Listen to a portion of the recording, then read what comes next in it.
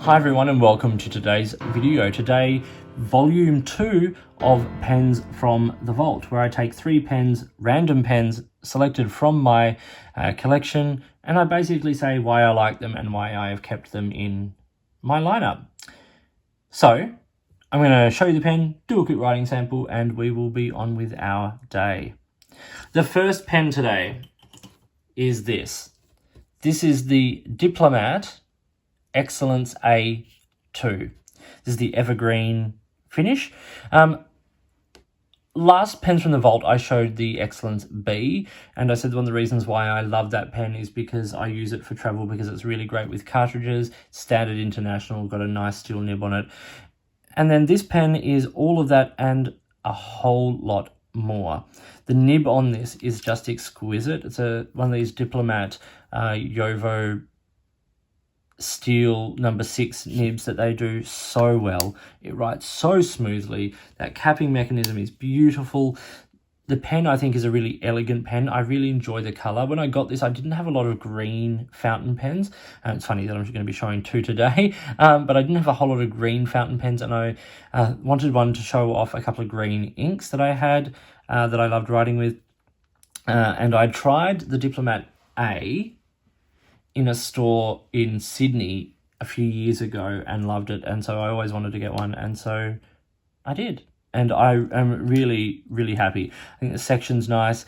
It's just one of those beautiful everyday writer pens that it's not super flashy, but it does just such a beautiful, beautiful job. So let's see it writing, shall we? So I just have some Midori paper here. The pen is the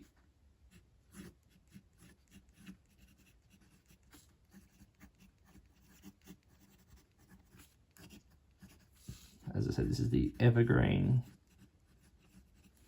model. You'll see in a second that I have chosen inks that I would use in these pens, not the same ink across the board, and that's obviously sometimes color matched and things like that. So the ink that I have here today is Diamine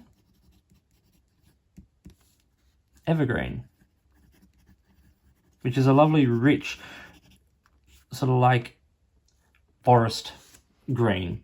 As I said, this pen is smooth. Diplomat do a wonderful job with their steel nibs.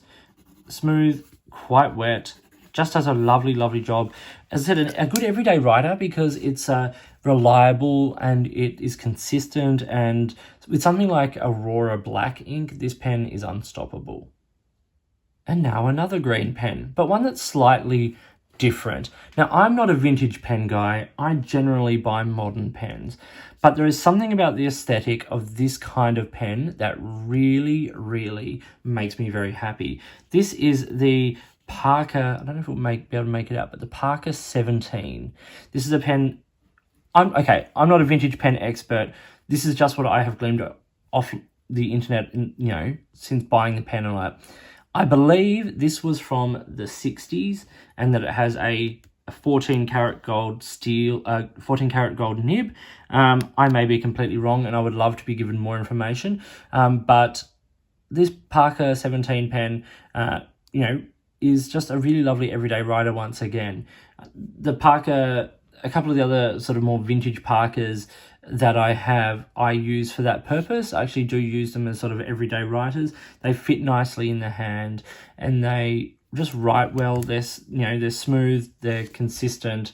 I don't love the vac filling system, a little latex sac filling system, but you can sort of get around that because it's just what I think is a beautiful, elegant, no fuss pen that does a great job on the page, and that's the most important thing, how this pen writes. So let's see it in action.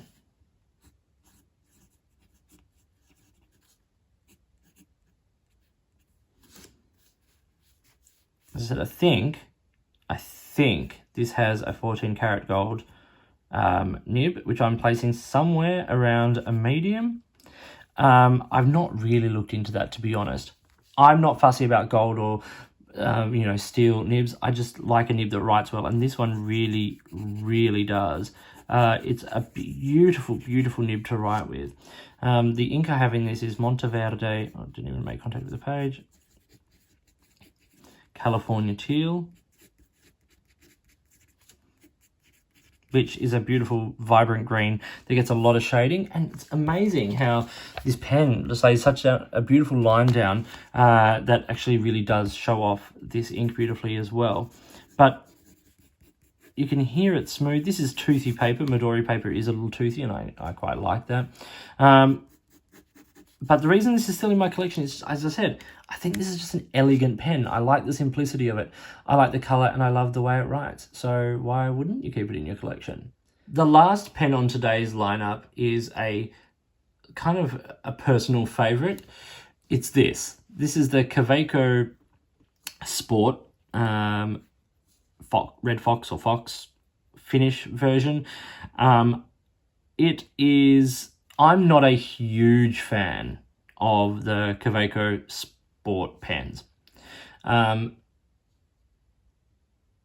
don't know what it is. Like, they're just not my absolute favorites. I've got a number of them, but this one is actually an absolute favorite. I love this color. Foxes are like my favorite animal, probably. They're featured in a number of my posts and things over the years. I think it fits well enough in the hand. This one writes particularly well. It's got a double broad nib on it, which writes more like sort of like a lot of the broads I have, but partnered with a nice ink. This pen is great for on the go, great with cartridges. I do have that little push-pull converter that goes in it, but the reason I keep this pen is because I just really like the color. I think I like foxes, so it's a bit of a sentimental, personal sort of favorite. Probably outweighs for me how the pen writes, but in saying that, the pen actually writes pretty darn well. The Kaweco Sport, we'll just call it the Fox, with a steel double broad nib. Like, it's smooth, it's actually kind of wet. It's like, it writes well. The ink in this is Diamine, another Diamine, and this one is Monaco Red. Yeah, it writes well. Like, I think this is my favorite Kaweco Sport nib because it is the double broad. It lays down a nice line. It's sort of, as I said, I like the color, I like foxes, and if I'm going to keep a Kaweco Sport in my collection, it'll probably be this one. So I hope you found this episode of Pens from the Vault interesting, featuring 3 randomly selected pens from my collection: the Diplomat Excellence A2, the Parker 17, and the Kaweco Sport Fox. 3 pens that I use regularly, 3 pens I actually really enjoy. I'm trying to whittle my collection down to pens I actually really, really want. And I think all 3 of these would definitely make the cut in that reduced lineup.